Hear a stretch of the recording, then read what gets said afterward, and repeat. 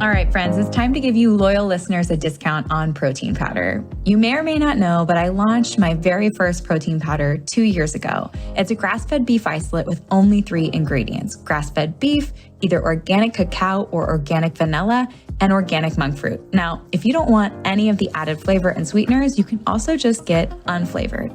And no matter what flavor you choose, you're getting over 23 grams of protein per scoop, which is going to keep you full and satisfied between meals.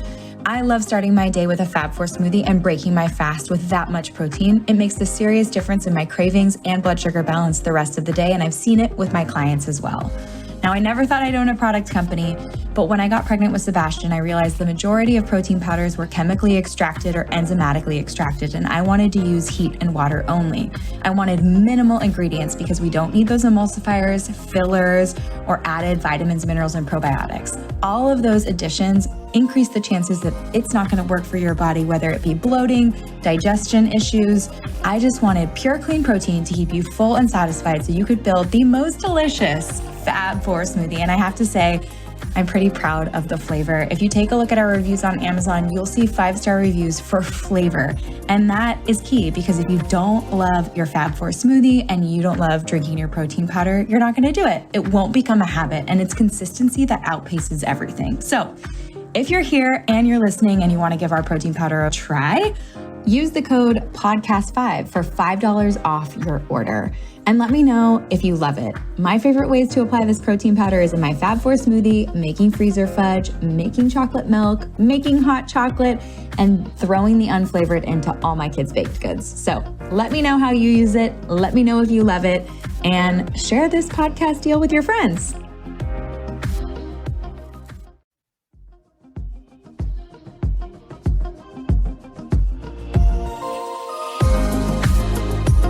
Today's podcast is with Sal Di Stefano. He's a personal trainer and co-founder of Mind Pump Media and the co-host of Mind Pump, an online radio show and podcast that is dedicated to providing truthful fitness and health information. He's also the designer of the Muscular Adaptation Programming System, or MAPS, and the author of the Resistance Training Revolution. Sal is dedicated to prioritizing health over appearance, and he aims to shift the direction of fitness industry from aesthetic and insecurity based to one based in self-love and self-care. And that's why I love him. So let's bring Sal on to the show. Sal, welcome to the show. Hi, thanks for having me on. And we just talked earlier, so we have some friends in common, which is kind of cool. So 2 of my favorite people know you very well. So I know Max Lugavere and Becky Campbell both have been podcast guests prior to you. And Max has been on a couple of times. And it's good to be in the company of good people. Yeah, thank you. I feel the same. Thank you. Yeah, well, I went down a rabbit hole after Max told me about Mind Pump podcast and realized that you've taped thousands of episodes. So you are a true expert. But I'm curious, how did you get started in health and wellness? And when did you decide to become a trainer? When did it all start?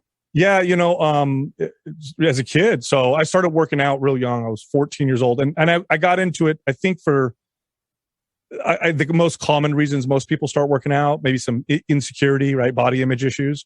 And so I started lifting weights. I was a skinny kid and I fell in love with it instantly. It was like this very empowering process. It was something that I could control and learn. I got really nerdy about it, which, for anyone who listens to my show knows I do that about things I'm into.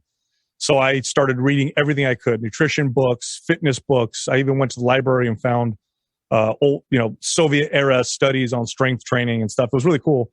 Great time. And I knew pretty quickly that I wanted to work in the health space. I didn't know what, because I was a kid, right? I didn't know what careers look like. So I thought physical therapy, that was really the only thing that I knew at the time. And I said, okay, that's what I want to do. At the time I had joined a gym and I loved it. And I knew that I could be a trainer there. And I thought that would be a great job to have while going to school for physical therapy. So as soon as I turned 18, which was the minimum age, I introduced myself to the manager, got hired, and fell in love with it. Within a few months, I was managing the fitness department. By the time I was 19, I was grand opening, big box gyms. And I took at the time, I said, I'm going to take a year off school to see if this is what I really want to do. And I never went back. I love the gym atmosphere. I love that people are there because they want to be there versus the clinical setting where sometimes people are there because they have to be there. And it was just such a great experience. And I did that for a long time. I did that for over 2 decades. And I eventually met my co-host that I have now on the show, Mind Pump, Adam Schaefer and Justin Andrews, and our producer, Doug Egge. And Doug was my client as a trainer. Later on, I had my own private studio. It was a wellness facility. And I was a trainer. I had other trainers there, but I also had massage therapy, and I had gut and hormone testing there and acupuncture. And, even though I was at that time more of a fitness performance, maybe meathead type of trainer, I understood macros and I understood, exercise. I at least understood the value in the well-rounded approach towards health and fitness. And what was cool about this for me personally, which I didn't anticipate, was being surrounded by people from different parts of health and wellness. I learned a tremendous amount from them just through osmosis, just through observing. I had a physical therapist in there, and I would watch her learn so much about correctional exercise. The acupuncturist, I learned so much about how the body reacts to different stimulus, and Chinese medicine, which is a totally different philosophy from Western medicine. I saw value there. Gut and hormone testing. Personally, I learned a lot from that. I developed some gut issues, really bad gut issues in my early 30s. Turned to the person who was in my facility, who was a gut health expert, and I had to completely revamp my nutrition. So I learned a lot through this process. And of course, as a trainer, anybody that works with people to improve their health, if you really love people and you really want to help them, you eventually learn the right way and what's effective, because you go into it with an idea. And my idea came from a fitness fanatic mind, which was me. And now I'm dealing with everyday people who aren't necessarily fitness fanatics. And, you start to figure out, well, this isn't working. Why aren't people staying? I can get them to lose 20 pounds. Why can't they keep it off? Right. And I thought, well, maybe they're not disciplined. And then I said, wait a minute, these are successful executives and, consistent people, and they're good people. It can't be necessarily a discipline issue. Maybe it's my approach. And so you just start to figure these things out. Well, later on, I met Adam and Justin, who were also trainers for a similar amount of time, about 2 decades. And we sat down, and it was incredible chemistry. And we just, for 4 hours, we had this great conversation about everything that was wrong in the fitness industry and, what we think should happen. And we said, we should start a podcast. There's a low barrier to enter. Nobody, it's really easy to get started. We're not going to have to be beholden to sponsors, so we can be very honest. The fitness space is often much of the information that's put out there is promoted in order to sell products, either directly or indirectly. And we were privy to that, and we're like, cool, we could start a podcast and we don't have any sponsors. We could say whatever you want. Yeah, most supplements don't do anything for you, or this advice for diet is just to get you to buy protein powders and whatever. And we did. We started the show, zero media experience, and you can hear it in our early episodes. Before we started, you made a joke like, hey, we should go back and listen to your early episodes, see how much you've changed. Don't do that. We were terrible. Where do people start then? Yeah. What episode do you want them to start at? Just listen to the recent ones. And if you're way backwards. And if you fall in love with us, then you can go listen to the old ones, because then you'll forgive us. But we weren't media people at all. But we're trainers with 2 decades of experience. And so what you hear on the show, and now it's more polished, but this core is the same, is how to effectively communicate health and fitness. And there's a few components to that. One of them is you have to be somewhat interesting to listen to. As a trainer, if you're not interesting, if people don't look forward to seeing you, you can be the best trainer in the world. You're not going to be effective, right? So we learned that through training. So when you listen to our show, there's an entertainment component to it. We also learned as trainers that the mechanisms behind weight loss and muscle gain and improving your fitness, as interesting as those are, the science and the breakdown and the macros and the calories and all that stuff, as interesting as that is, that's not an effective way to communicate to the average person. If you really want to really impact the average person in a way that makes so that they can make lifelong changes for the better, you have to speak to behaviors. And it took me 5 years as a trainer to figure this out, a failure, right? To figure this out. And so again, you hear that on the show as we talk about behaviors, because that's humans operate through behavior. We don't operate through just information. Information can influence behaviors, but if you don't speak to behaviors, then, obviously we're at where we're at now, where, almost everybody fails at long-term success through the traditional approach to weight loss, for example. So that's how it started, and it struck a chord and it grew, and it's great. We love it. We love what we do. We love that we're impacting people. We have a lot of fun doing it, and so that's where I'm at now.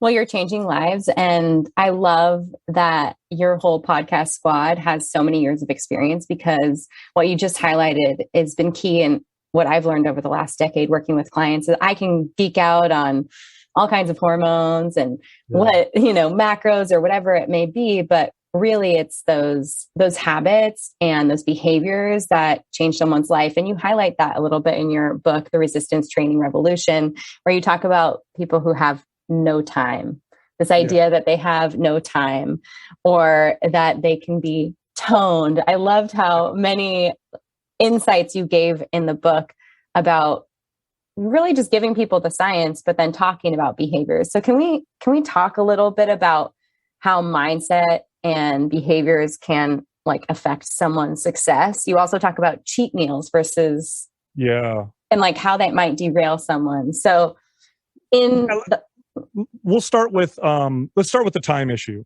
And there's definitely accuracy to how many coaches and trainers communicate the time issue. It's just not effective. That's the problem. So again, if you're trying to help someone, you have to think, well, what's my desired result? Is my desired result to prove this person wrong, or to get them to take action through extreme motivation, which fades, motivation fades? Or is my goal to get this person to a point where this is something that they can do for the rest of their lives, that they have a really good relationship with? And that's my goal. My goal is to do that, right? So the time issue is a very common one. And this is give you an example. Let's say I get a potential client. They come in for an assessment, with me. I'm a trainer in the gym. And, the concern is, I don't know if I have enough time to work out enough to really make a difference.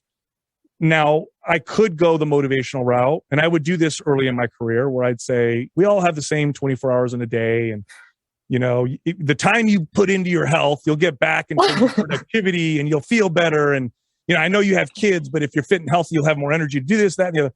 And that's all totally true, but so ineffective. Now, what'll either happen is, one, the person's going to listen to me and say, you have no idea. So no, I'm not doing this. Or two, I may be effective at motivating them and inspiring to go to take them from no days a week to the gym to now doing 4 days a week.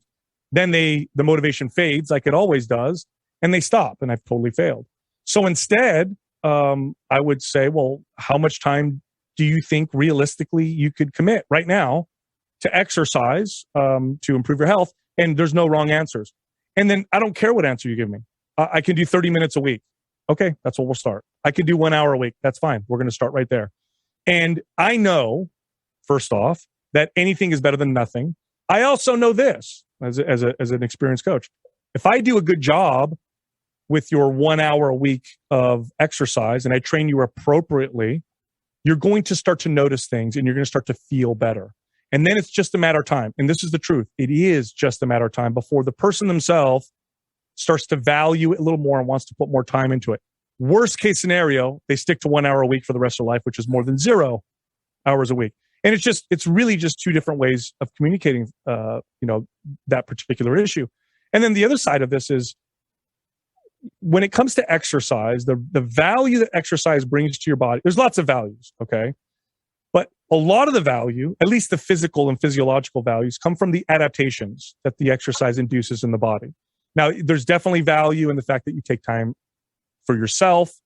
There's lots of value in going into it with this self-care attitude. I'm doing this to take care of myself.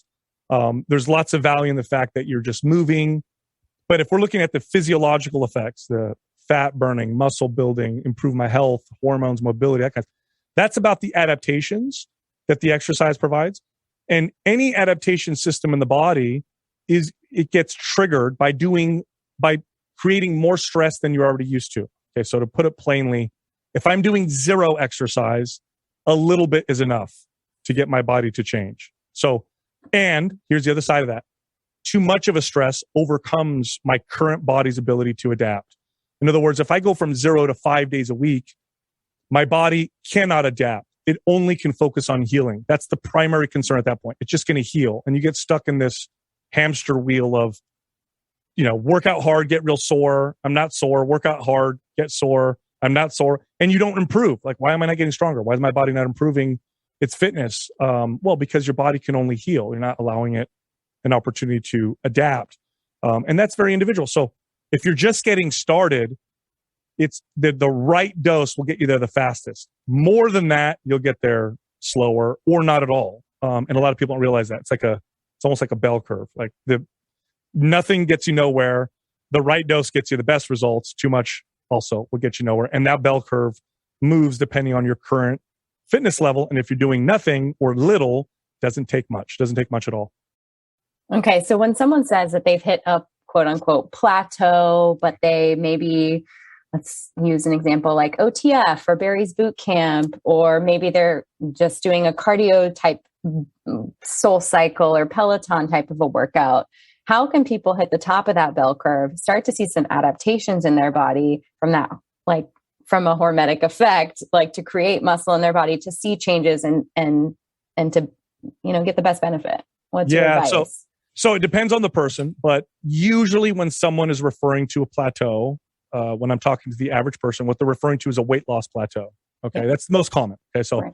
I was losing weight and then my body stopped losing weight. What is going on? And it's usually due to the way the types of adaptations that they were inducing that they maybe weren't aware of. They went into it with the wrong approach. So I'll go a little deeper into that. So when it comes to weight loss, what I'm about to say is true. Now, it also is oversimplification. It's much more complex than what I'm about to say. But nonetheless, what I'm about to say is totally true, and we can't get around it. It's a law of physics. And that's this. In order to lose weight, you have to take in less calories than you burn, or take in more, or burn more calories than you take in. So you have to create this imbalance. That imbalance, your body is obviously it's burning 2,000 calories. You're eating 1,000 calories. I don't recommend that, but let's just say you are. That extra 1,000 calories is coming from tissue. So you start to lose weight. And that's very, very true. Now, the problem with that understanding is people say, or I should say, the general consensus or the mainstream approach is, okay, we got to burn more than we take in. So we'll eat less. And then here's the other side of that. Let's look at exercise and let's value it based on its calorie burn. That's the number one value of exercise. How many calories do you burn while you do it? And I get the rationale. If you don't understand adaptation, that makes perfect sense. But here's the problem. The highest calorie burning workouts tend to induce adaptations that eventually lead to a plateau and put you in a place where it's impossible or very challenging to maintain. So I'll be more specific. A very high calorie burning activity might be circuit training class, or, you said Orange Theory, or running. Let's go running, right? Cardio. Yeah. An hour of running or an hour on the Stairmaster will burn more calories than almost any other form of exercise in the same period of time. But again, we're ignoring the adaptations. What am I asking my body to do and to improve upon to make me better at running? I need lots of endurance. That's true.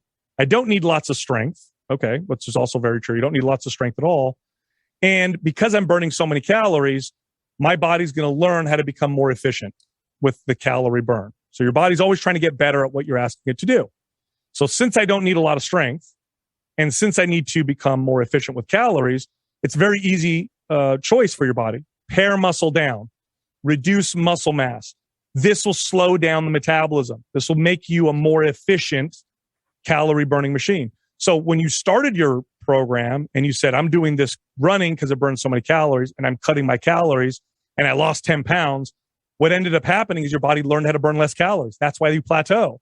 So now you're stuck in this position where you're doing, 3 days a week of running and you're eating significantly less calories. You lost 10 pounds. Now you're stuck. And not only are you stuck, you got another 20 pounds to go, but you got to keep running 3 days a week and eating a little bit just to maintain that. So now your options are, what most people do is they'll do more running and cut food even more. And now they lose the next 5 pounds and they plateau again. Oh my God, what do I do?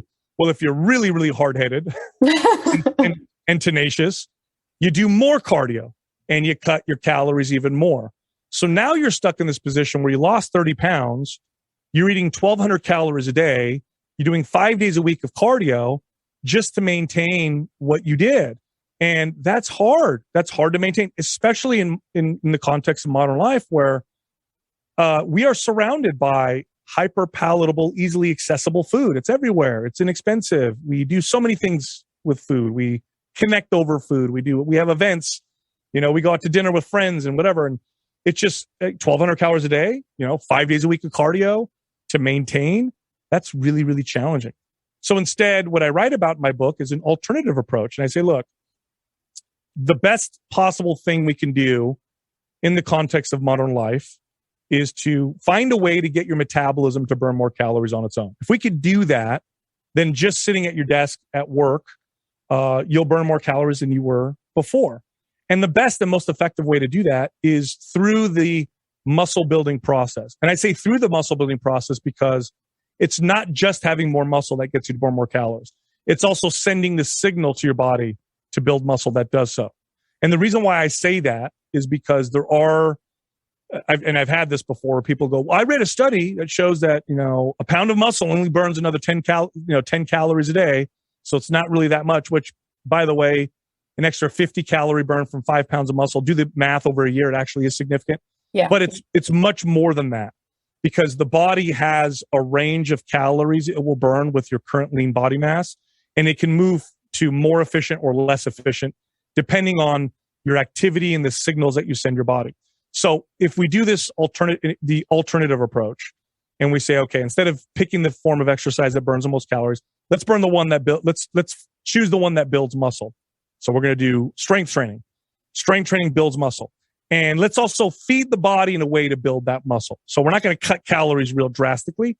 We're going to obviously make good choices, but we're going to feed that muscle building process. Well, here's what ends up happening. The weight on the scale doesn't move as quickly initially. And by the way, mostly this is because you see initially this body composition change. So you may have lost 4 or 5 pounds of body fat, but you might have replaced it with 4 or 5 pounds of muscle. By the way, you're smaller. I want to make that clear. Muscle takes up about maybe a quarter less space roughly than body fat. So if everybody lost 10 pounds of body fat, gained 10 pounds of muscle right now, they would lose about a quarter of their size roughly, maybe a little less than that, right? But they would lose size. So the scale didn't move, but you're a little smaller. But then here's what happens. My metabolism is faster. I'm burning more calories all the time. I've got better insulin sensitivity, which is a hormone that, can work very well for you if you're very sensitive to it. And you notice that the fat loss starts to accelerate. You get more of a snowball effect. And now this is a very real scenario. I've done this many times with clients where you could lose your 20 to 30 pounds, but at the end of this journey, you're eating more than you did when you started. I'm actually eating more to maintain a lighter, leaner body than I did when I started, which is the opposite of what people end up doing. And there's this isn't just my anecdote. Even though I've trained lots and lots of people, this has been shown in studies. It's quite proven. In fact, my favorite studies to show this are the ones on the contestants on The Biggest Loser. You read up on these contestants, right? These are people that go on a game show. The goal is to lose tons of weight, and they do so through ridiculous, rigorous exercise, all cardio-based and focused. By the way, I know they use weights, but you can use weights and make them cardio too. So when I talk about strength training, it is using weights or resistance bands, machines, or body weight, but it's in a way to build muscle. So because I can use them in a way it's just like doing cardio. I might as well be running.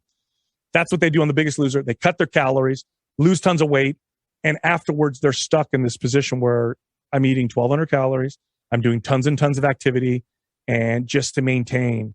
And if I go off that, the weight comes on so fast. So the approach that I talk about, again, is what's going to be the most sustainable for the average person? The non-fitness fanatic, the person who probably, if you average it out and they do a good job and they're consistent, is going to work out 2 or 3 days a week and no more. That's just the most we could hope for. Mm-hmm. Well, what I'm going to have them focus on is strength training I'm going to have, and with nutrition, we're going to focus on behaviors. And in that, for me, has led to the best long-term success with clients. Oh, I feel like I want to just say hallelujah from this side of the computer, because, I always think that calories backfire, and I'm just saying, because most people, it's low hanging fruit for them. So they do exactly what you say. They I got on the treadmill or the pre-core and I burned 200 calories and I know that my body burns this much. And so I'm trying to be depleted. But at the end of the day, they're starving. They have muscle atrophy. Their metabolism is lower than when it started. And what I think you so eloquently stated was that there is a world in which you have a snowball effect and you get the weight loss that you're looking for. You have metabolic weight on your body in the form of muscle, which is so glucose hungry, and you're able to eat more, which I think is pure food freedom. Because the reality is, as you know, as a trainer, and as I know as a nutritionist, when you have a client, they're not perfect. No one is perfect. If you think that you're a robot that can just stick to your caloric intake and you're never going to be able to eat out, and you can't trust some of the packaged foods that people are eating. And yeah, and who wants to live that way? In the fitness and health space, and I remember when this really dawned on me, I see more, and this is true, I'd make this bet all day long. There's more dysfunctional eating in the fitness space than there is in the general population. Now, I know they look fit and ripped and all that stuff. There's a lot of orthorexia. There's a lot of stress around eating. Got to eat the perfect amount of proteins, fats, carbs. Got to eat the perfect amount of calories. And what they're doing is they're actually, their health is actually suffering as a result, even though they look like they're fit and healthy. There was a study that was done out of, I think it was Harvard, might have been Harvard, where they showed that having poor relationships with the people around you was as bad for your health as smoking a pack of cigarettes a day, right? So I know a lot of fitness people who are so obsessed about their diets that they don't go to birthdays. They don't really have any meaningful relationships. Everything revolves around the obsession of their diet, and they're robbing one side to pay the other.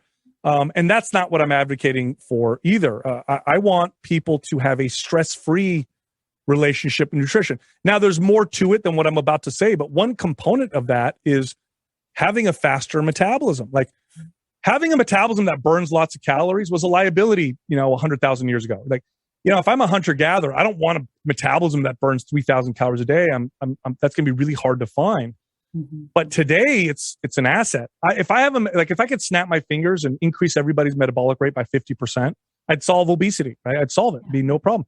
Even here's the crazy thing, and you know this because this is your background.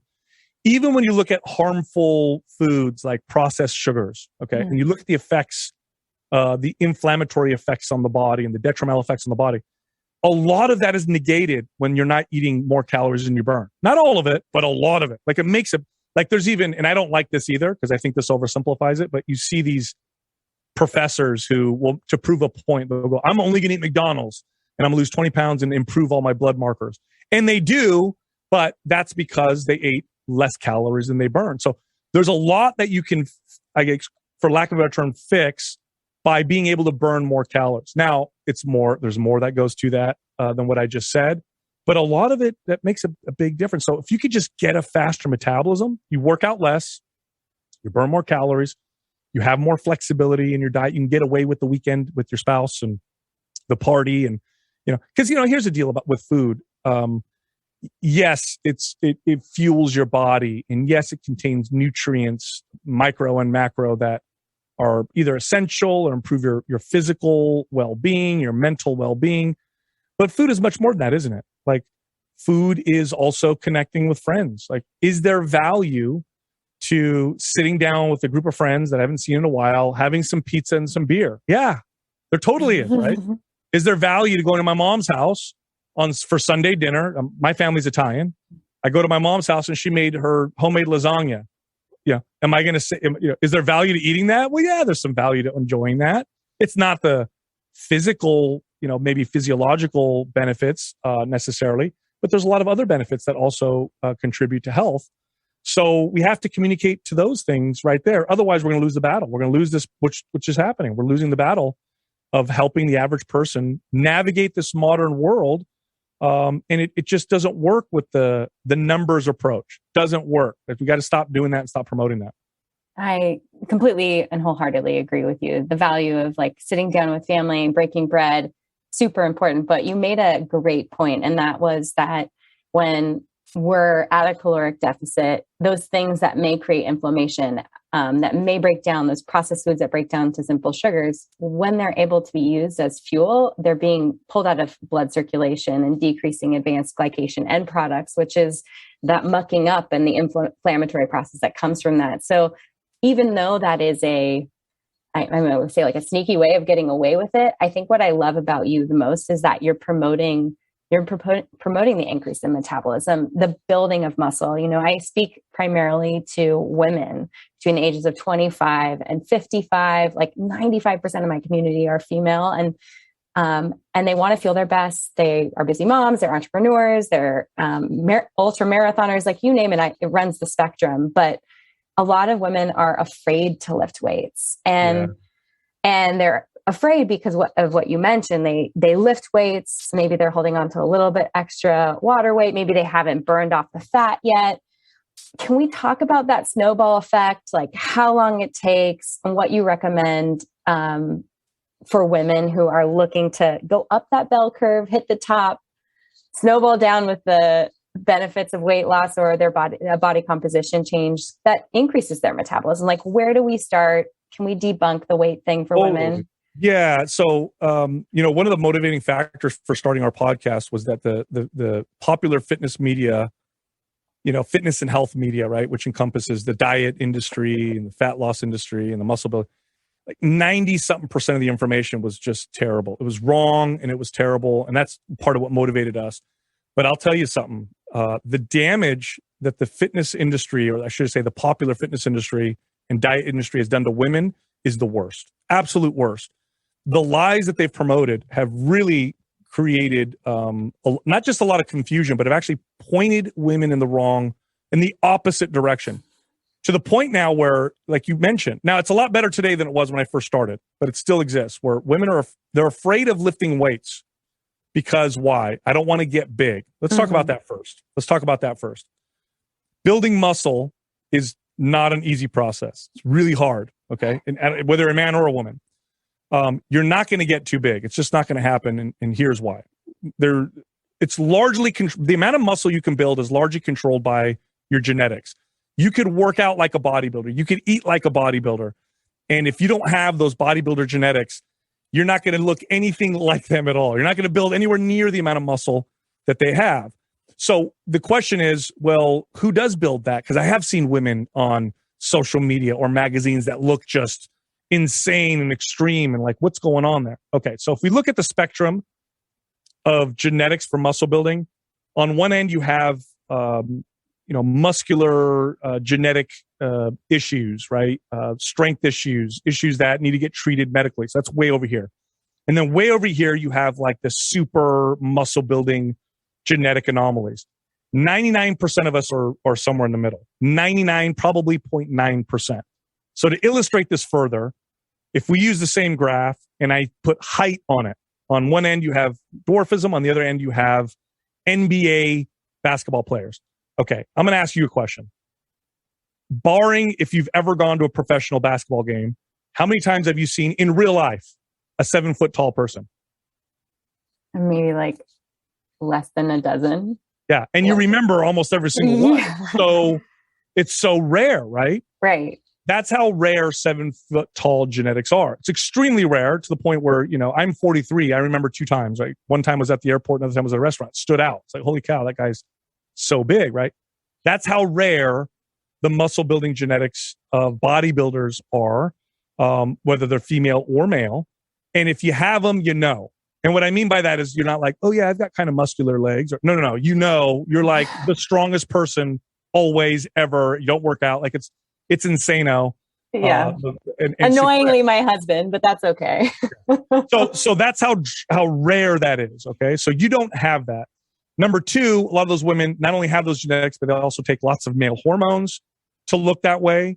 So what does this mean for the average person, the average woman? For the average woman, what lifting weights will do is you'll build a little bit of muscle. You might build 5-6 pounds of muscle on your body, spread over your whole body. You're not going to get any bigger. Remember, I said muscle is very dense. Even if you gain 10 pounds of muscle, You're not going to look any bigger. You'll feel tighter. You'll have a different shape to your body. Muscle looks really good. It lifts the butt, gives you hamstring curve. It makes your arms look sculpted, gives you better posture, that whole thing. But you have this much faster metabolism. And then here's my favorite part about all of this. And this is a great selling point. And I know, by the way, that in order for me to get the right information or to get people to adopt the right information, I have to sell it better than the people sell the wrong information. Okay. So sell me on the muscles. Let's do it. I'm going to sell you, and I'm not, and this is all true. Okay. When I send this signal to my body to build muscle and it's fueled properly and I have good sleep and everything, and my body is in the position where it's going to try to build muscle, before it builds muscle, it has to organize its hormones in a way to do so. Okay. So now let's think about the hormones that are optimal, or the hormone profile that's optimal for muscle building, okay? In men, high testosterone, sensitive to insulin. We have good growth hormone levels. Cortisol is appropriate, right? It rises in the morning, drops at night. I don't have this high cortisol all day long. In women, you have this wonderful balance of estrogen and progesterone. Women also, testosterone, very important women. Much smaller amounts, but also very important. So we get good, healthy testosterone levels in women. We have good growth hormone levels. Cortisol is appropriate. What our body did is it organized its hormones in a way to add this active anabolic tissue, right? Muscle, to add muscle to our bodies. So it gives you a youthful hormone profile. We're all looking for that. I want that youthful hormone profile. Well, one of the best ways to do it is to tell your body to build muscle. And again, not my anecdote, proven study after study. Like, we'll just talk about testosterone, for example. Resistance training, proper strength training, is the only reliable form of activity that will raise testosterone in men, regardless of where their testosterone levels are. Okay. Now, when I worked with women, when it came to hormone issues and hormone imbalances, I had a hormone specialist in my wellness facility. And let me tell you, their hormones always balanced out when they got stronger. It was like, if I saw them getting stronger in the gym, I would go talk to my hormone specialist who was doing the hormones. And I'd say, Susie just added 15 pounds to her squat. Let's look at her hormones, and say, oh yeah, no, everything's balancing out. Like, it's hard to build muscle. It's hard to get stronger and have a unhealthy hormone profile, right? Now, we talked earlier about activities that make me pare muscle down. And I'm sure you've seen this in your practice, like excessive cardio, cutting calories. So the body pares muscle down to slow the metabolism down. Well, your body also organizes its hormones in a way to do that. High stress hormones, low anabolic muscle building hormones. Because otherwise, how would your body pare muscle down if your growth hormone was optimized? It wouldn't, right? It would just raise cortisol through the roof. Estrogen and progesterone wouldn't be very balanced. You'd see low testosterone in women, definitely in men, because your body's trying to pare muscle down. So strength training does that. It builds lean muscle, which again, you're not going to get too big, organizes your hormones in a way that are youthful, I guess, for lack of a better term. You get a faster metabolism. So now you can eat more and be leaner and maintain it, by the way, much easier. Let's talk to that for a second. There's no permanent results from exercise. Okay. So let's be clear. However, the closest you can get to permanent results through exercise is through the muscle building process. There's something very interesting called muscle memory. Well documented. This is a well documented phenomenon. So if you gained, let's say I took the average female, she hired me, I trained her, we did a good job. In her first year of training, we gained 7 pounds of muscle, which is, I would say, a realistic amount of muscle to gain for a woman in her first year. After that, it really starts to slow down, but 7 pounds of muscle in her first year. And then let's say something happens for whatever reason, she just stops working out, becomes very sedentary, loses all 7 pounds in the next couple months, lost it. And then she comes back and she says, Sal, I need to get back into it. I need to start training again. I lost all 7 pounds of muscle. She'll gain that 7 pounds back within a month or two. It took her a year to gain it the first time. The second time around, it's like a couple months and it comes back. That's the result of muscle memory. This is why people who have a good amount of strength and muscle can take time off and not notice, at least in the short term, all of a sudden this crazy fat gain. It's like, I haven't worked out for a month and my body kind of looks the same. And then if they stay inactive long enough, eventually they start to notice muscles start to go away and they start to gain body fat. And then they go back to it and it's like, whoa, my body got in shape real fast, right? That's an incredible feature of strength training. It's incredible. Another feature of strength training is you don't need to do it very often. You just don't, because the benefits come from the adaptations and not the calorie burn. I don't have to do it all the time. I just have to do it in a way that's effective so that it tells my body to build muscle. And for most people, 2 days a week is plenty. When you get more advanced, 3 days a week. When you're really advanced, 4 days a week. Really. I mean, you get crazy 5 days a week or more, right? But for most people, 2 days a week of good, well-programmed strength training, you have so far you can go with that. You can get really strong. You can really sculpt your body, really see this great metabolism boost. So it doesn't take a huge commitment of time to get these incredible adaptation results. And then earlier you mentioned the word toned from my book. We should talk to that for a second because a lot of people don't know this, right? Toned, the literal definition of tone it's a medical term and it refers to a muscle's ability to contract. Okay. Basically it's connection to the central nervous system, I guess, to put it plainly, to make it simple.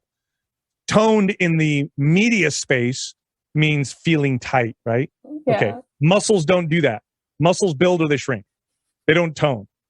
That's a totally invented word by the fitness industry to attract women to buy gym memberships because they're like, I don't want to build muscle. Don't worry, you're just going to tone. There's no such thing.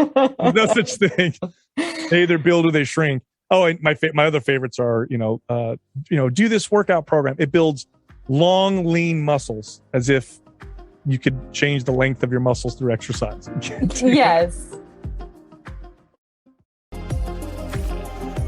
Can you debunk that a little bit for me even further? Because there are so many women that want to do some type of dance cardio, Pilates dance, lightweight, high rep.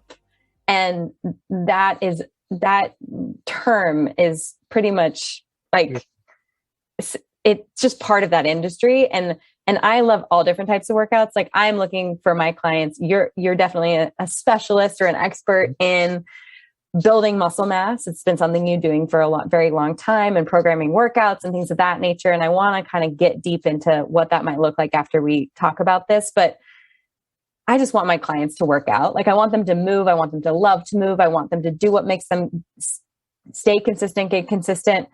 But that type of workout has been coined as something that creates long, lean muscles, air quotes. Yeah, I'm glad you said that.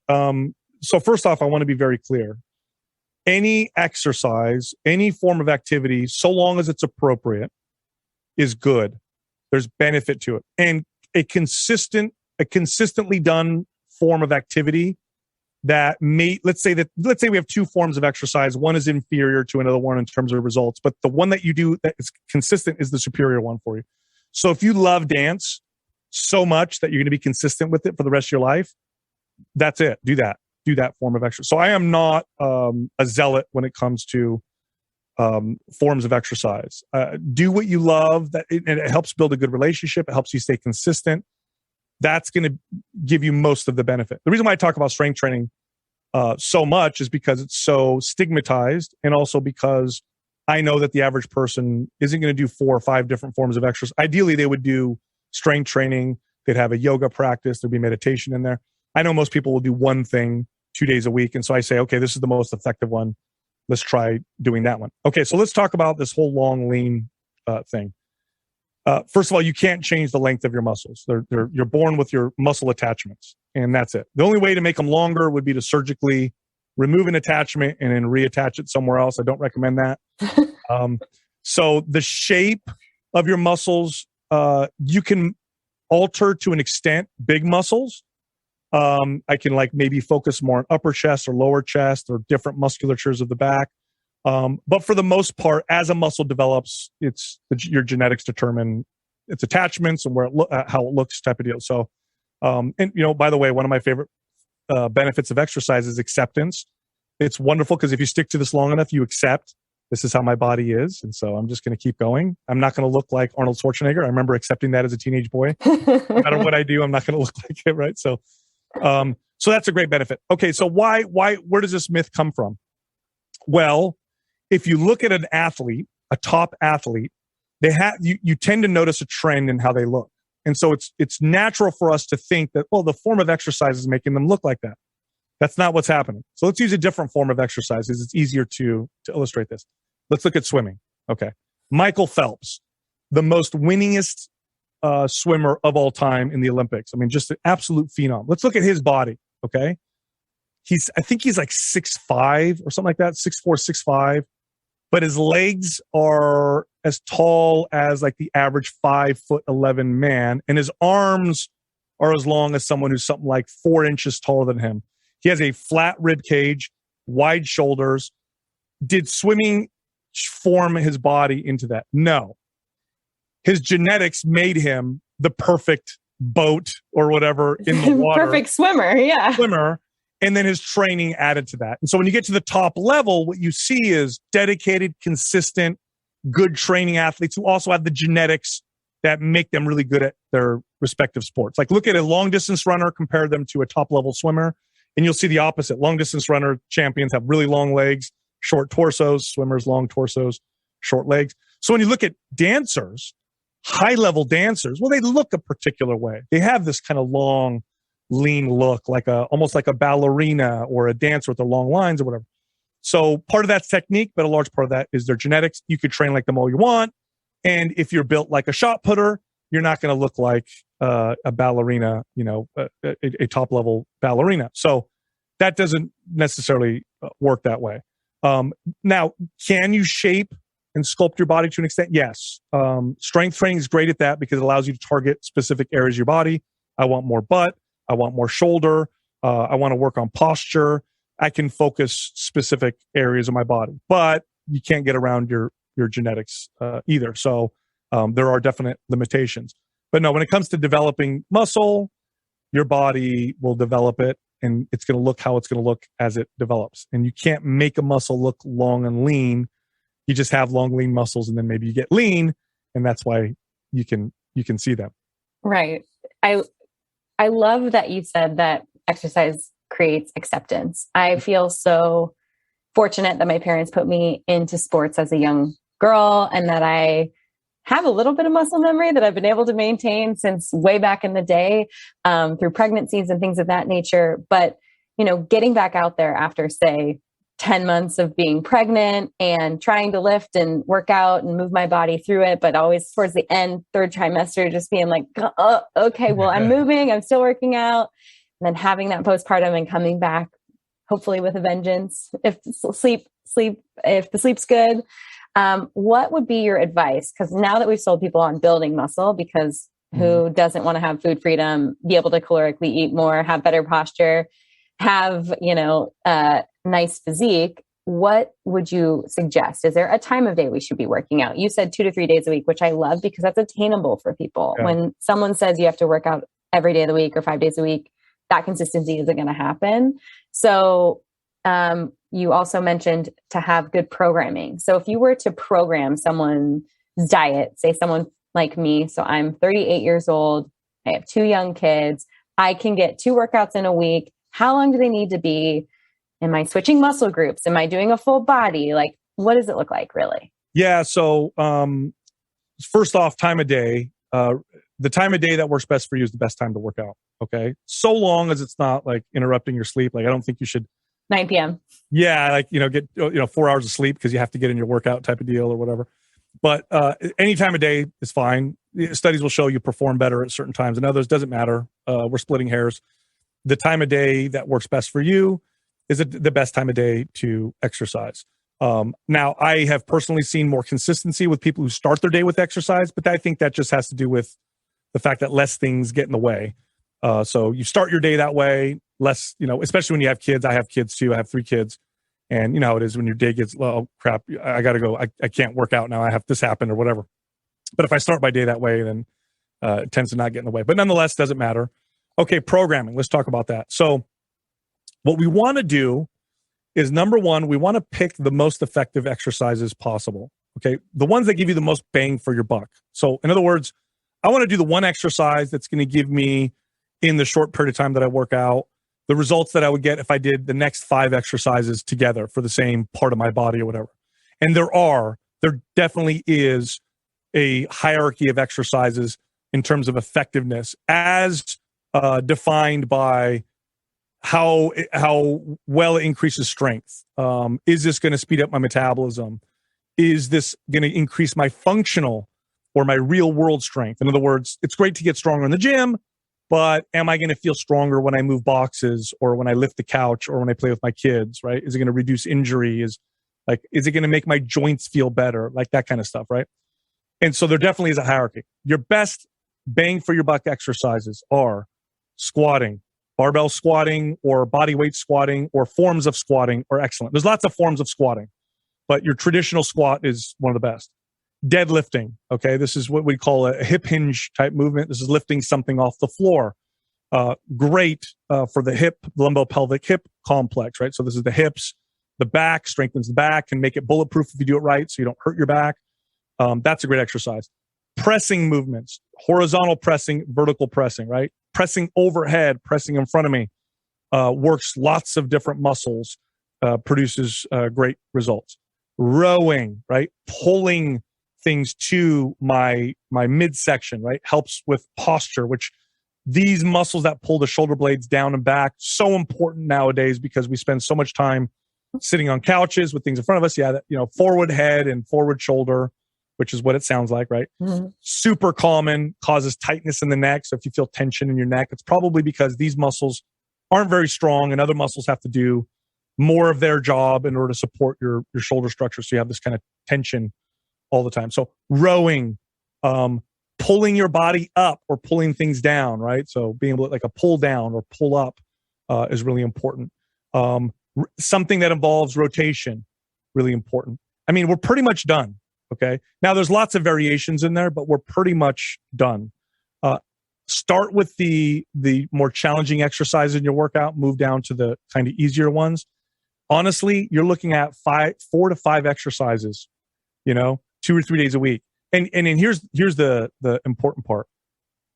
And I'll tell a story to kind of, I guess, illustrate where I came up with this. Years ago, I live up in Northern California. We have these wonderful foothills up here, great hiking, great walking. And I would go up there on occasion to go walk. Beautiful weather. Let me go do some activity. And I remember one time I was up there walking, and I was doing a long hike. It was probably a 3-hour one. And every half hour or so, a runner would pass me up. Now, as a trainer, it's really hard for me not to notice biomechanics. It's just, it's like a tailor. Every suit that comes by, they can notice, certain things or whatever.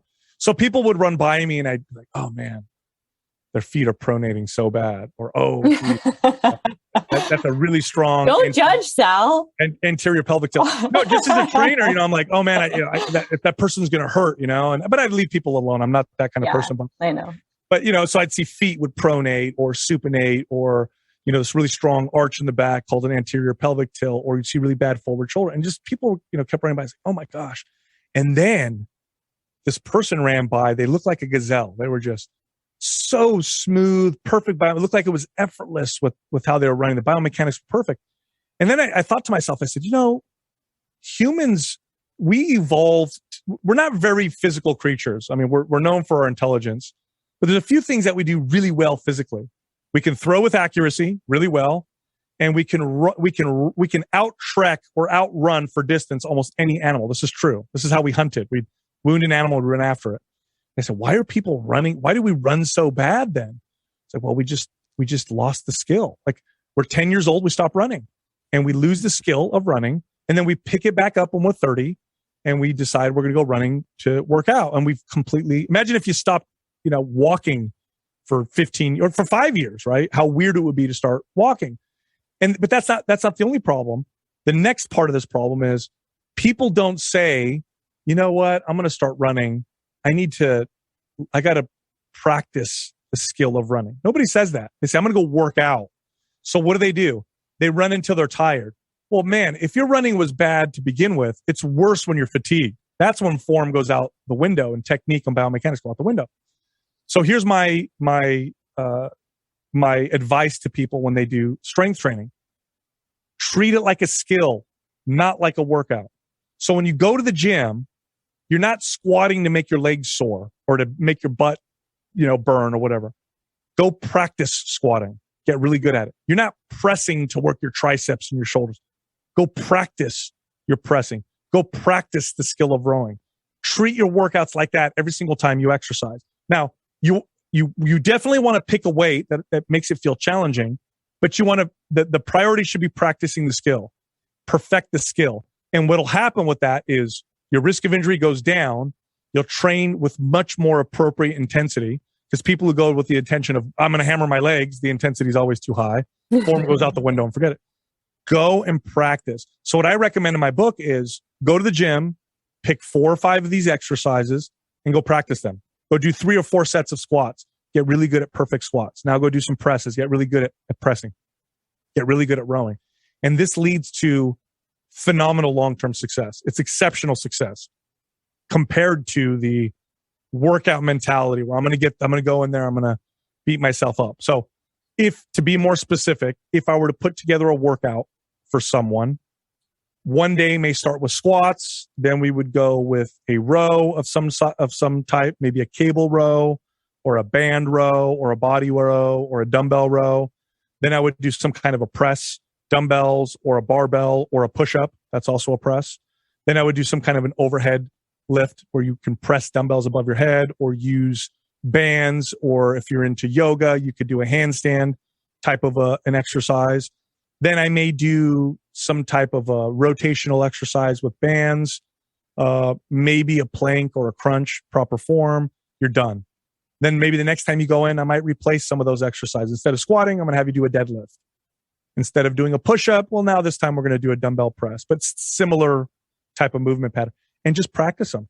Just practice the lifts. And people will be blown away by how good it feels. Here's another point I'd like to make. You should, and this one blows people away because they have such terrible ideas around exercise. You should feel more energized and better after your workout than you do before. Okay? You should not finish your workout and feel like you just survived, like a beatdown. You should not feel that way. Now, I understand the occasional value in pushing yourself and whatnot. I get that. It's true. But 9 out of 10 of your workouts, especially if you're a beginner, I'd say 10 out of 10. But if you get more advanced, 9 out of 10 of them, you should leave the gym or be done with your workout and be like, man, I feel better than I did when I started. I feel like I could do 4 more of those. I feel incredible. I feel like I could tackle my day.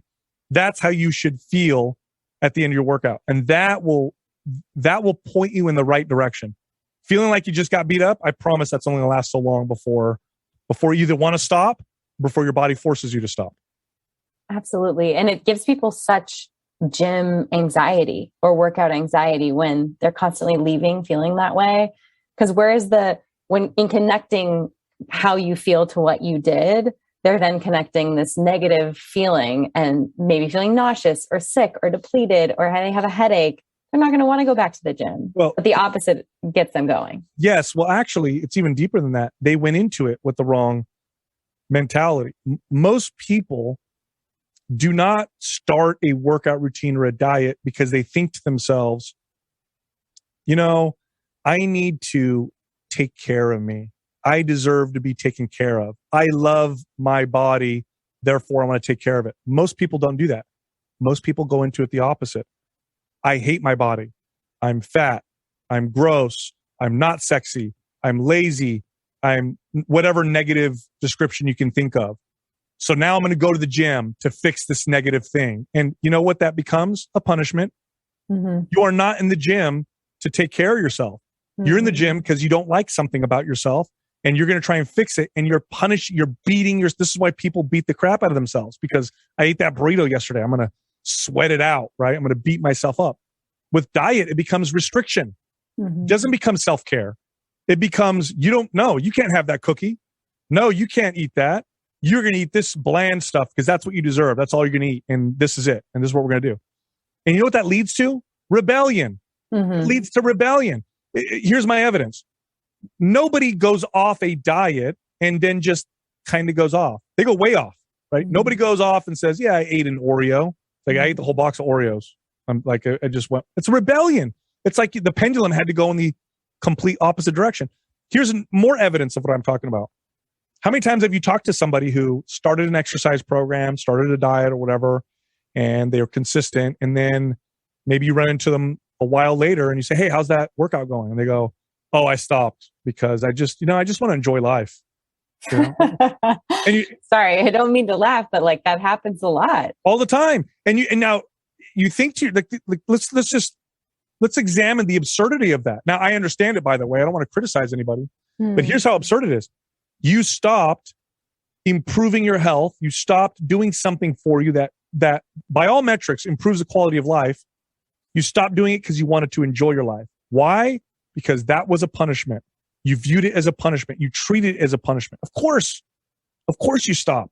Anybody who's going to keep doing that? That's where the motivation goes away, and you're not motivated to beat yourself up anymore, and you want to stop doing it. If you go into it with the mentality of, I'm going to perfect the skill of exercise. I want to learn how to do this stuff. That's a positive thing. And you know what? I want to take care of myself. Like I deserve to be taken care of. I deserve to feel what it feels like to be healthy. Okay. That'll lead you in the right direction. When you go into it with that mentality, let's say you had a stressful day at work and you're real tired and you know today you're supposed to go to the gym and you walk into the gym. You're like, I am exhausted. Kids woke up twice last night, stressful at work. I'm super tired. But I know I got to take care of myself. You know what that means? I think what I'm going to do today is I'm going to walk on the treadmill and I'm going to stretch. I think that's what I'm going to do to take care of me today. Right.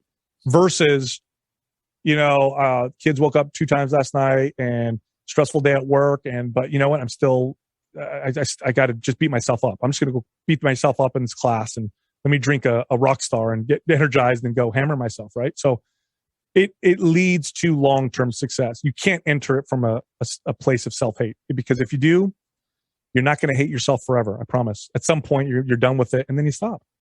You have a holistic approach. You're definitely an expert in putting muscle on, and muscle gives us the flexibility in our diet. But what does self-care through nutrition look like for you and for your family? And how do you act as a model and expose your kids to nutrition? Yeah, well, nutrition, in my experience, my best success came from approaching it from a behavioral standpoint, not from the mechanistic actions of diet. So mechanistic actions would be, proteins, fats, carbs, calories. You eat less than you're taking in. Here's your meal plan. Counting, weighing, measuring, tracking. Yeah, exactly. Now, I think there's value in knowing what's in food. So I think you need to be informed, because without information, we can be a little bit ignorant, right? So understand those things. There's nothing wrong with that. But now let's go from a behavioral standpoint. So here's an example. And I used to do this with clients, and it was so funny because they'd be shocked at the results that they get, not realizing the approach that I had, or why I had a particular approach. So I'll give you an example, right? I'll give you 2 scenarios. Scenario 1, you're coming in, you want to lose weight. So I tell you, here's what I want you to do. Let's have you eat 600 calories less a day. Okay. That'll put you at a calorie deficit and you'll lose weight. So that's one option. So let's count calories. We're cutting you 600 calories a day. Here's scenario 2. Listen, I want you to eat until you're satisfied. Eat, don't eat until you're stuffed, but eat until you're satisfied. I only want one thing though. Let's avoid heavily processed foods. So those are foods that come in wrappers, boxes, long shelf lives. Let's avoid those. Let's try to stick to whole natural foods, but eat until you're satisfied. Okay. Now, both of them result in the same thing. This one, you eat 600 calories less a day through counting and tracking. This one, you eat 600 calories a day on accident. Now, where's this coming from? And by the way, this is again backed by studies. Heavily processed foods are engineered to make you overeat. They're so palatable, and they're engineered. They're like hacked. It's like they hacked our palatability through science. If you look at all the R&D that goes into these foods, 90% of it goes into making them irresistible to us. Okay, they're really, really good at doing this. They've done studies, and there's some really well done studies. Controlled, very hard to find controlled diet studies. Most of them are observational, which if you ever ask somebody what they ate, 2 days later, there's going to be things that Do you are off. even remember? Yeah, it's usually off. But these are controlled, meaning they brought people into a lab and watched them. And this is what they did. They said, okay, we have 2 groups of people, 2 rooms. We'll control for, make sure there's similar macro breakdown. So similar amounts of proteins, fats, and carbs. This room, only whole natural foods. This room, only heavily processed foods. And then they said, eat as much as you want or as little as you want. And they watched them. They counted the calories for them. And then they took the groups, and this is my favorite part, they switched rooms. They took this heavily processed food group and they put them in the other room and vice versa. And then they watched and counted them, the calories. And what they found was, on average, people eat about 600 more calories a day when they eat primarily heavily processed foods. So I know, as a trainer, behaviorally speaking, if I tell someone, avoid heavily processed foods, but eat as much as you want, that is a better approach than count your calories, eat 600 calories less a day. And people would trip out over this. They would come back to me and oh my God, you're dropping body fat. You're losing weight. They're like, but I don't get it, Sal. I'm eating fruit and nuts, and I'm eating steak and all this food. I feel stuffed. How is this possible? Like, what's the magic? And I'm like, we're eating less calories. No, I'm not. Like, yeah, you are. You're actually eating less calories. You just don't realize it. I'll give you a great example. I heard this example from Chris Kresser. We had him on the podcast a while ago, and I loved it. He said, if I took 5 plain baked potatoes, no salt, no butter, nothing, and I gave them to you and I said, eat these in an hour, right? You wouldn't be able to do it. It'd be very difficult. Most people would gag after the second or third. Oh, yeah. But if I gave you a family-sized bag of Lay's potato chips, you'd probably be able to do it in an hour. Same amount of potatoes. Same. Big family-sized bag of Lay's potato chips. I think he's got about four baked potatoes. And by the way, there's more calories in the Lay's potato chips than the baked potatoes. But you can eat this one because they've designed it to be so darn palatable. So behaviors, right? Here's another one. I could tell somebody to cut their calories 10%. Let's find out your calories. Let's cut 10% out. Let's have you track, whatever. Or I could say this. Eat like you normally do. Here's what I want you to do, though. Every meal, don't watch TV. Don't be on your phone. Don't read a book. Don't be distracted. Just you and your food. Okay? Now, why would I say that? Studies show that people consume about 10 to 15% less calories by simply not being distracted, by simply being present with their food, right? So that's another example. I can also, here's another one of my favorites. I would tell people, okay, I'm going to have you aim for protein. So what I want you to do is, and I would only have them track protein. I'd say, I want you to eat, let's just say 30 grams of protein with breakfast, lunch, and dinner, and eat it first. So eat your protein first, and then I don't care what you eat for the rest of the meal. Now, protein is very, very satiating. It's the most satiating macronutrient, and it naturally results in eating less calories, naturally. And I know they're going to get their fats because protein's typically compared with fats. Carbohydrates are not essential, so if they eat lower carbs, no big deal. If they eat more carbs, fine. But they tend to eat less because protein is so satiating. Here's another strategy. I write about this strategy in the book, which I really appreciate. It was very effective for my clients. We all have those trigger foods. Okay, we all have foods that it's like, man, if it's around, it's gonna be really hard for me to resist. Yeah, watch out. Yes, like for me, it's chips, any kind of chips, but especially potato chips. If they're there, it's like it's very difficult to have the discipline to avoid, especially if they're next to me, right, all day long. So identify your trigger food and don't tell yourself you can't have it. Just create a barrier between you and that food. Okay. My favorite barrier is to not have it in the house, but if you want it, you drive to the grocery store and you get yourself a serving of it. So if I want potato chips, I don't say I can't eat potato chips. I say, I'm going to drive to the grocery store, get myself a single serving bag of potato chips. Now, what ends up happening is I usually don't get it because I say, you know what, I really want the chips. And I put my pants on, put my shoes on, start to get ready. Now I've got time between the impulse, right? And I give myself some space. Yes. And I have some space of awareness. And then the awareness sets in. I go, do I really want it? I really don't want it that bad. I don't think I'm going to get it, right? But I've also given myself permission. It's like I said I can't. I just created the space for awareness. So these are the things that I like to employ, and they just have the greatest success. I do one with activity as well. Like, I know that daily activity is extremely valuable. Any activity, right? Walking is my favorite form of activity because most people can still do it, and most people can do it with decent biomechanics. So I can tell them to do it every day. But instead of telling people to carve out 30 minutes a day to do a walk on the treadmill or whatever, instead what I do is I pair it with an activity that they do daily anyway, which is eat. So I say, hey, after breakfast, lunch, and dinner, go for a 10-minute walk. I can do that, no problem. 30 minutes of walking right there. And I paired it with a ritual that they normally do. And I found great success with that. So people tend to do these 30-minute walks, 10 minutes a time, each one attached to breakfast, lunch, dinner. If they miss one, no big deal. They still did 20 minutes. But it's easier to stay consistent than to say, oh, I need that 30 minutes. I got to carve out to go do this, do this walk. Yeah. Habit stacking. Very James Clear of you.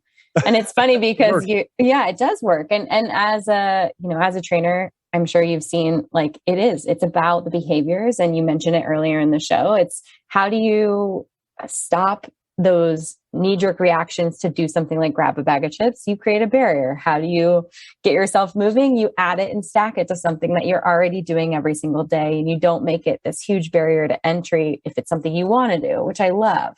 Yes. And you also, and this is through no fault of our own, right? If you were born and raised lucky enough to be born and raised in a modern society, you grew up in a society where food was we have fixed the food problem from the standpoint of starving. Okay. Mm-hmm. More people die of too much food than they do of not enough food in modern society. So we have all this food, huge markets for it.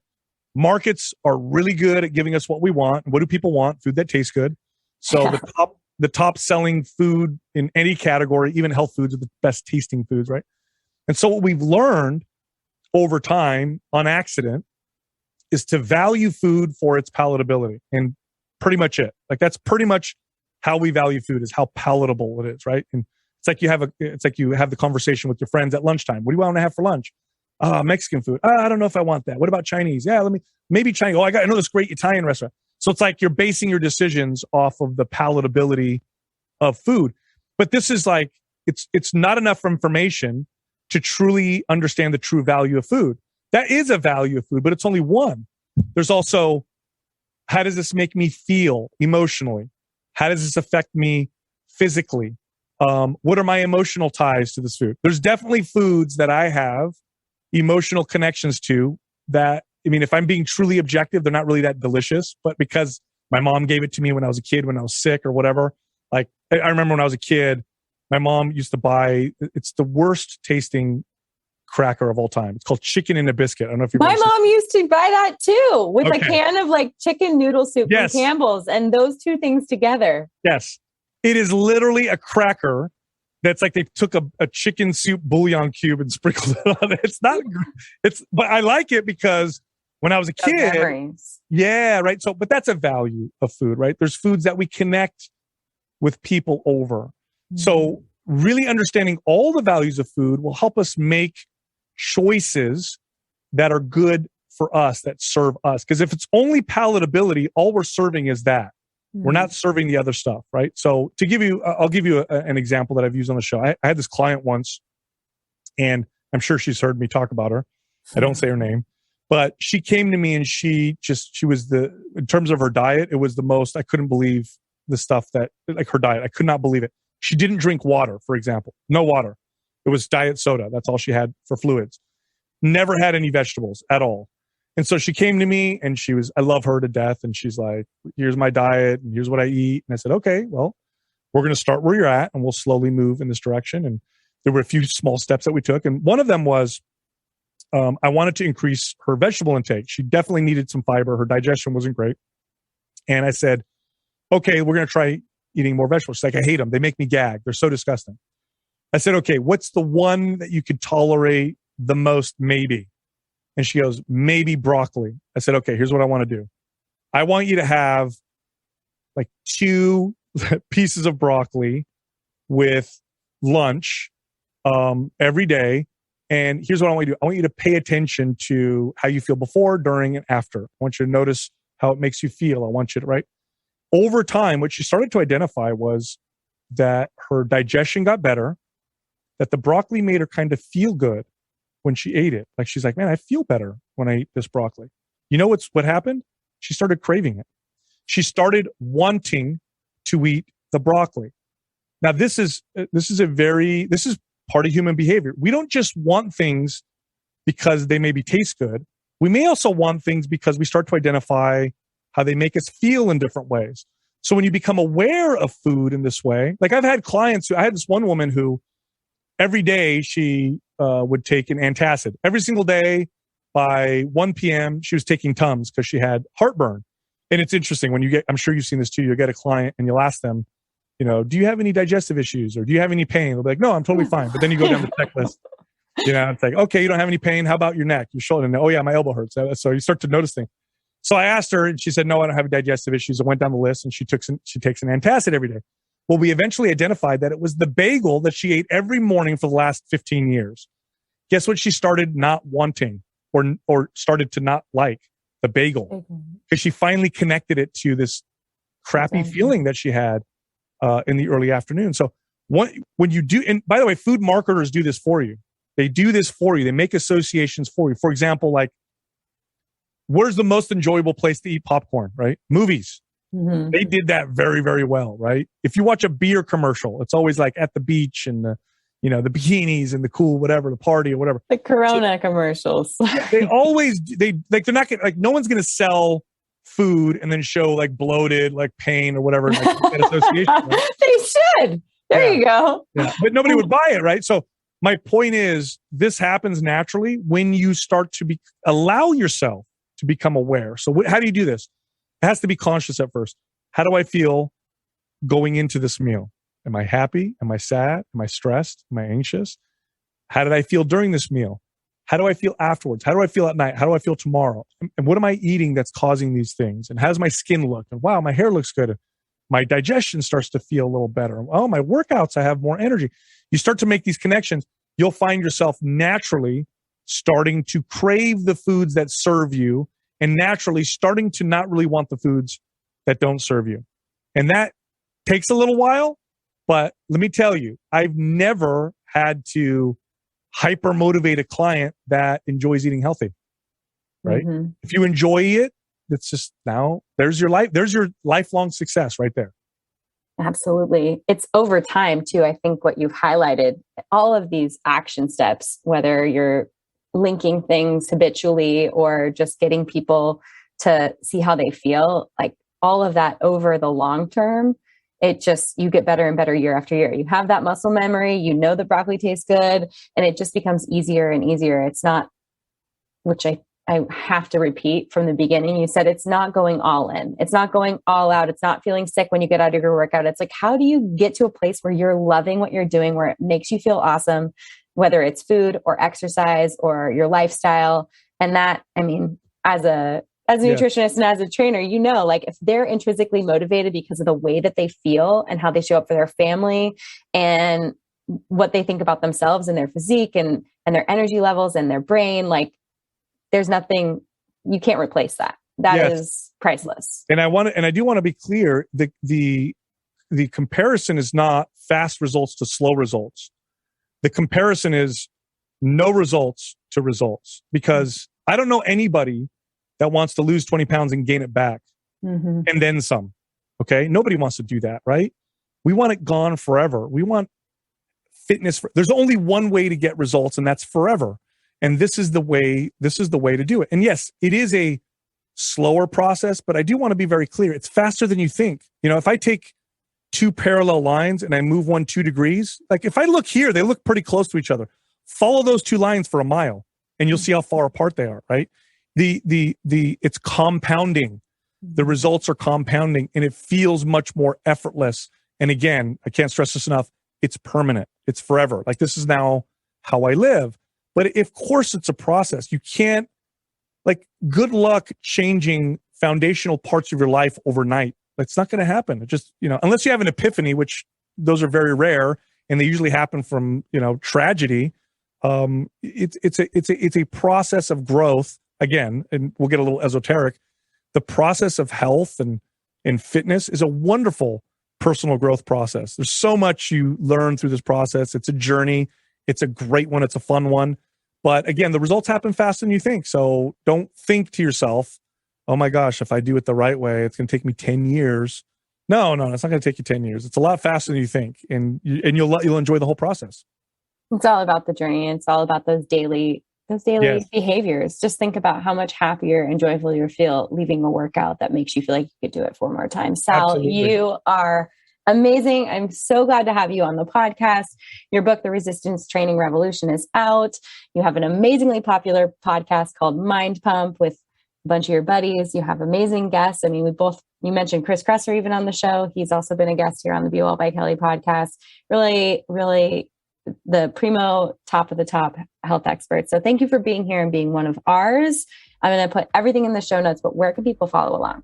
Yeah, so just Mind Pump. So any platform, any podcast platform will have us. And then, of course, the book can be found anywhere where they sell books. Awesome. Well, we will link to everything in the show notes. Thank you so much for being here. Thank you for having me. I really appreciate it. Thank you. Thank you for listening to Be Well by Kelly. Please subscribe to the show on Apple Podcasts, Spotify, or wherever you listen to podcasts. Learn more at bewellbykelly.com and follow me on Instagram at bewellbykelly. I would love if you picked up my books, Body Love and Body Love Every Day. They're sold on Amazon and at all major booksellers.